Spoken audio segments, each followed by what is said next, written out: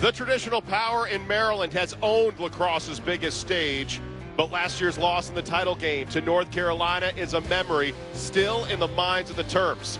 Boston College is the new darling of the dance, with the added bonus of being in Boston's backyard, looking to a former Terp to bring them to championship glory. It's BC and Maryland next on ESPNU.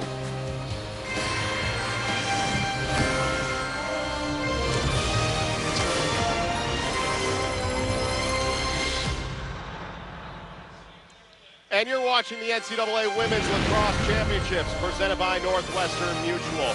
Gillette Stadium in Foxborough, Massachusetts for a title game with a David versus Goliath feel to it. Maryland seeking a 13th NCAA title, while BC in the championship game for the first time in program history. Back on Friday, Maryland punched its ticket to its 5th straight national championship game with their win over Big Ten foe Penn State, while on the other side, Boston College needed a second-half rally to knock off Navy to get into the title game.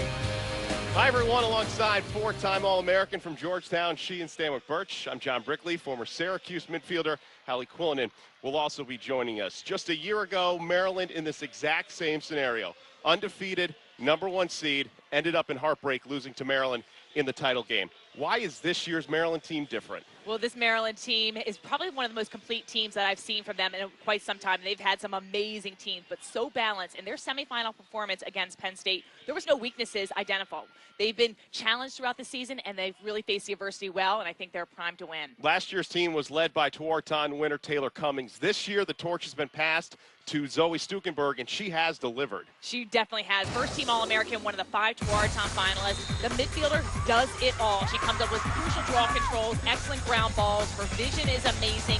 To come up with a key score, 7 points in the semifinal game. She is a key reason that Maryland has so much success. And on the other side, for Boston College, they've got a lot of offensive weapons, but Kenzie Kent has been a welcome addition. She's led the ice hockey team to 3 Frozen Fours at Boston College, joined the season in the middle of it, and has just shined. In her semifinal debut in lacrosse, 6 points, come up with some clutch goals, a real welcome addition. And Kent could be the X factor in this title game for BC, having not played in the regular season meeting between these two teams back in March.